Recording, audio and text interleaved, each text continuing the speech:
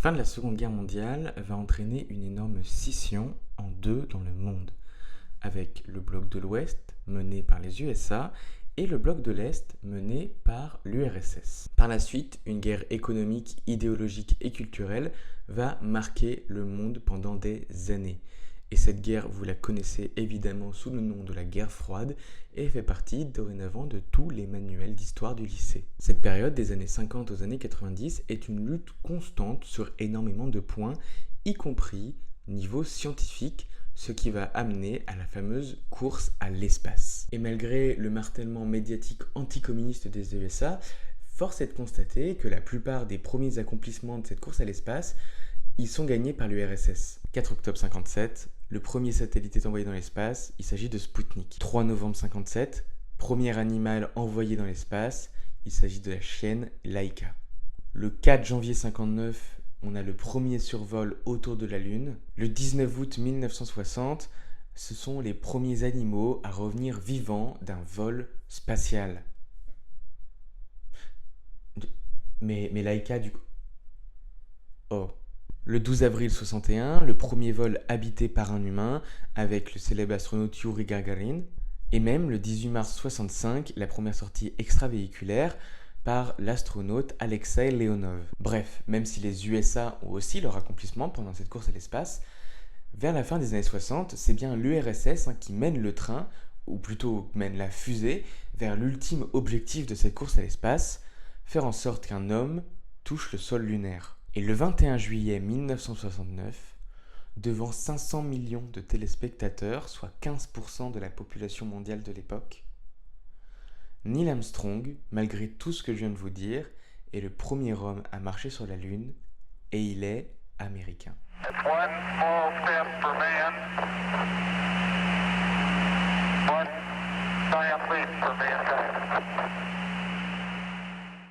Ouais, c'est fou l'histoire, hein.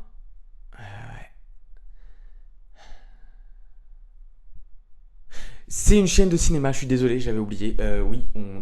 Cinéma. Bon, bah déjà, salut. Et puis vous vous demandez sûrement déjà pourquoi une introduction aussi longue, ou tout simplement vous avez vu la miniature et le titre de la vidéo, et vous avez compris qu'aujourd'hui on va parler de l'importance de la Lune dans les documentaires.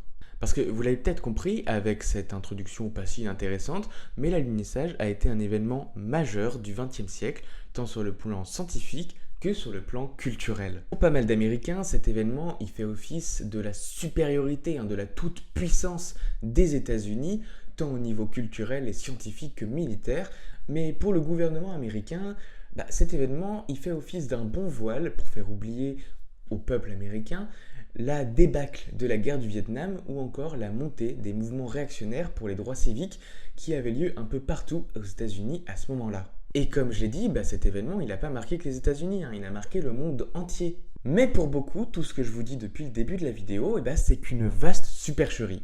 En effet, en 2013, selon un sondage de Fox News, 7% des Américains ne croient pas, tout simplement, à l'alunissage de 69. Et si on revient un petit peu plus proche de notre date, en 2018, selon un sondage de l'IFOP que je vous mets en description, c'est bien 16,7% des Français qui ne croient pas que les Américains aient touché au sol lunaire. Et cette théorie du complot, c'est sûrement une des théories les plus tenaces dans le panthéon des complotistes, avec évidemment l'assassinat de JFK ou encore le mythe de la Terre plate ou même de la Terre creuse. Donc elle a évidemment une énorme importance au niveau culturel. Plusieurs ouvrages, plusieurs documentaires complotistes, plusieurs émissions de télé ou plusieurs œuvres de fiction sont consacrées à ces théories du complot sur l'alunissage. Et si ces dernières sont parfois traitées avec dérision, pas mal d'entre elles sont traitées avec énormément de sérieux, sûrement aux grandes dames de toute la communauté scientifique. Et évidemment, avec un tel terrain de jeu monopolisé par des documentaires et des émissions malhonnêtes, il était évident qu'un genre comme le documentaire avait totalement sa place pour traiter du sujet, de son importance et surtout de ses théories. Et aujourd'hui, on ne va pas parler d'un documentaire qui traite de cette problématique, mais bien de 5. Et oui, je me sens très généreux. Voilà, c'est gratuit, c'est pour moi. Enfin, c'est toujours gratuit, mais c'est pour moi. Donc la vidéo sera séparée en deux grosses parties. La première va concerner les documentaires uchroniques, comme The History of Time Travel de Ricky Kennedy ou encore CSA Confederate States of America de Kevin Wilmot. Et la seconde partie va surtout se concentrer sur les théories du complot avec First on the Moon de Alexei Fedorchenko ou encore Opération Avalanche de Matt Johnson et aussi Et sur ce, ne perdons pas plus de temps et entrons dans le vif du sujet avec les documentaires uchroniques.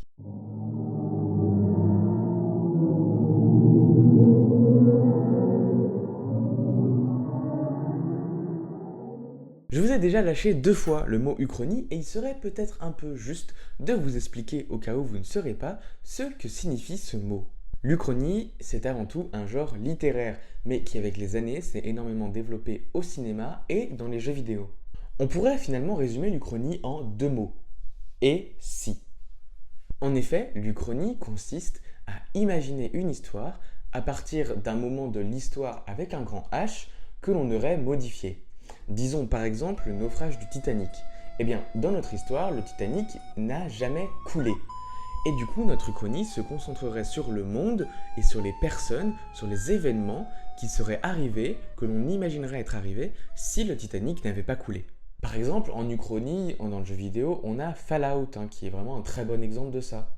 Dans le cinéma, on peut aussi traiter de nombreux exemples d'uchronie. On a par exemple le film Jean-Philippe, où Jean-Philippe Smet ne deviendra jamais Johnny Hallyday. Dans Avril et le monde truqué, la disparition de tous les scientifiques va entraîner un monde bloqué à l'âge de la vapeur, même dans les années 1940. Et encore, comme par hasard, vous allez me dire, mais dans le documentaire de Peter Watkins, Punishment Park, on est envoyé dans une réalité où Nixon décide d'arrêter tout simplement toute personne qui est dans un mouvement réactionnaire et de les envoyer à Punishment Park. J'en ai déjà parlé vite fait dans ma vidéo sur 8 documentaires pour découvrir le genre, mais on reparlera évidemment un jour de Watkins. Mais pour le moment, concentrons-nous sur nos 2 documentaires uchroniques. Le premier film est donc CSA, Confederate States of America de Kevin Wilmot. Le film nous emmène donc dans un univers parallèle où lors de la fameuse guerre de sécession qui opposait les confédérés sudistes et l'Union, eh bien ce ne serait pas l'Union qui aurait gagné, mais bien les confédérés et surtout leurs lois ségrégationnistes. Le documentaire fait donc office de documentaire historique sur l'histoire des USA depuis cet événement, un documentaire qui, dans la diégèse du film, est réalisé par la BBC. Et en plus de ça, le documentaire est entrecoupé de pubs qui sont clairement racistes. Et là, vous me direz, mais quel est le rapport avec la Lune ? Et en fait, le seul rapport avec la Lune, c'est ça. C'est l'affiche du film.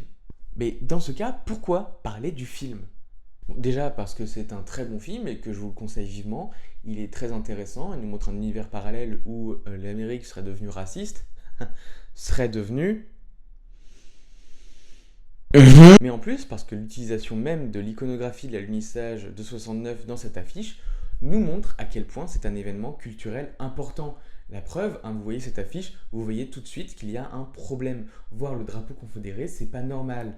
Du coup, ça attise forcément la curiosité. Ça montre également aussi l'ampleur des changements qu'il y a eu dans cet univers. Notre deuxième documentaire uchronique est donc History of Time Travel de Ricky Kennedy. Le film nous emmène ici dans une réalité où la machine à voyager dans le temps, la solution pour voyager dans le temps, a été trouvée et existe. Et vu l'avancée technologique que c'est, évidemment qu'un documentaire est fait pour savoir l'histoire de la création de cette machine. Et cette fois, rassurez-vous, il n'y a pas que l'affiche du film qui nous intéresse. Ici, c'est le personnage de Edward Yarborough, professeur d'histoire, qui va nous intéresser. Il intervient à de nombreuses reprises dans le documentaire avec un plateau qui rend hommage à l'alunissage et à la Lune. Il a même un extrait de roche lunaire à côté de lui. Cependant, le principe de History of Time Travel, c'est que plus il y a des voyages dans le temps, plus le documentaire change au fur et à mesure, comme s'il était directement impacté. Et par conséquent, au fur et à mesure qu'il va y avoir des voyages dans le temps dans le film, eh bien, les éléments de décor vont changer autour de notre professeur. La pierre lunaire devient un journal montrant l'élection de Kennedy, puis un journal montrant l'assassinat de Nixon, et même à un moment le temps devient si détraqué que c'est bien le drapeau soviétique que l'on voit, et en effet, la timeline a été si bouleversée que c'est les soviétiques qui ont réussi à atteindre la Lune en premier. Évidemment, ce n'est pas le cœur du film, l'alunissage. c'est juste un petit point de détail. Mais ça montre que n'importe quel changement aurait pu tout changer et à quel point cet événement, l'alunissage encore une fois, est extrêmement important dans l'histoire des États-Unis et comment même toute la décennie 60 est très importante, même à un niveau mondial. Parce que tout ce qui est JFK, Nixon et tout ça, ça a marqué le monde entier. Mais principalement, du coup, cet événement de l'alunissage que l'on retrouve modifié à foison dans le film. Si nos deux documentaires dont on vient de parler ne traitent pas directement de l'alunissage, il reste très important, je trouve, par rapport à notre thématique et développe un point qui est très intéressant. En effet, cela montre que même quand il s'agit de réécrire l'histoire, cet événement, l'alunissage, a toujours un impact aussi important. Et il doit être au moins mentionné, ne serait-ce que sur l'affiche d'un documentaire qui se veut retracer une nouvelle histoire du XXe siècle. Et personnellement, moi je trouve ça fascinant de voir qu'un événement comme celui-ci a marqué au point que des films doivent constamment y faire référence. Mais passons à la suite.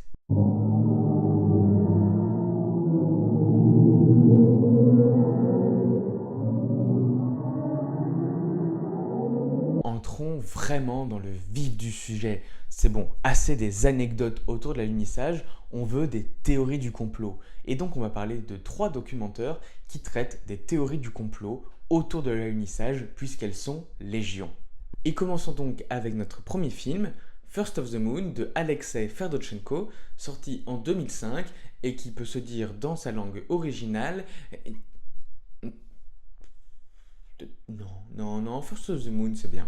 Le film est donc un documentaire russe, et c'est d'ailleurs le premier documentaire russe de l'histoire, et si je dis pas de conneries, c'est un des seuls documentaires russes. Et le film nous raconte donc comment une équipe un peu incongrue va faire un voyage jusqu'à la Lune en 1938, soit des années avant Neil Armstrong et même des années avant le vol de Gagarine. Je m'étendrai pas énormément sur le scénario, mais sachez que même si le film n'est pas parfait, il est quand même assez drôle, divertissant, jouant beaucoup plus sur une parodie de la propagande soviétique que vraiment sur des vraies théories du complot. Parce que personne pense que des gens sont allés sur la Lune en 38 en vrai. Cependant, l'existence même de ce documentaire nous amène à plusieurs réflexions. Déjà, comme je l'ai déjà dit, c'est le tout premier documentaire russe. Et le fait que le sujet de ce film soit un alunissage soviétique qui soit arrivé non seulement avant Neil Armstrong, mais également avant les avancées soviétiques officielles, je trouve ça extrêmement révélateur.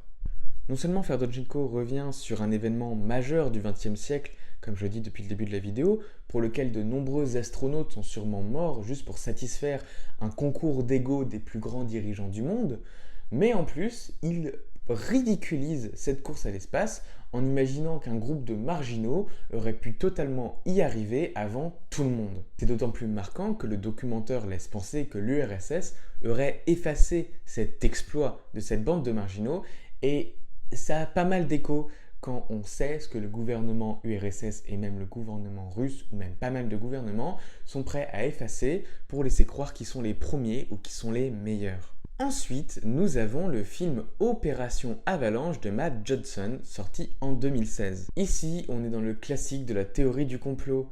En effet, dans ce film, 2 agents de la CIA, en comprenant que la NASA n'arrivera sûrement pas à tenir les délais en 69 et à faire un bon module lunaire, vont se décider à filmer eux-mêmes un alunissage créé de toutes pièces pour éviter que les soviétiques ne gagnent la guerre à l'espace. Cependant, pendant leur projet, va planer l'ombre d'une taupe soviétique qui serait parmi eux et même d'autres agents de la CIA qui seraient prêts à faire en sorte que jamais ce projet ne soit révélé. Le film est vraiment intéressant, il joue beaucoup sur les théories du complot les plus classiques autour de l'alunissage et montre aussi le climat un petit peu tendu qu'il y avait à cette époque des années 60 de cette chasse aux sorcières du rouge, comme quoi chacun peut être un ennemi en se concentrant notamment sur cette relation collègue-ami entre les 2 personnages principaux du film. Pour moi, les points les plus réussis sont évidemment les personnages. Matt Johnson met toujours énormément d'attention dans ses personnages. C'était aussi le cas dans The Dirties, un fan footage qu'il a sorti en 2013. Mais également le fait que énormément de théories du complot sont montrées dans le film. Même la fameuse théorie qui parlerait de l'implication de... Cependant, je trouve que l'esthétique fait un petit peu trop propre pour un film qui est censé dater des années 60. Mais ça, c'est moi qui pinaille avec le réalisme du documentaire et avec mes bonnes vieilles esthétiques du passé, comme j'en avais déjà parlé dans ma vidéo de VHS. Et enfin, un dernier point que je trouve très important à signaler, c'est que quand j'ai commencé à regarder les avis Google du film, hein, donc vraiment pas les gros critiques, pas les gens habitués au film, j'ai vu beaucoup de gens très contents du film parce qu'ils étaient contents qu'un film dévoile enfin la vérité. Ouais, bah finalement, je suis peut-être le seul à trouver que le film n'est pas assez réaliste esthétiquement, hein.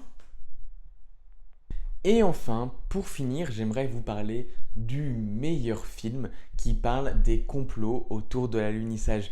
Un des meilleurs documentaires, un de mes premiers documentaires, un monument du documentaire. Je parle évidemment d'Opéra.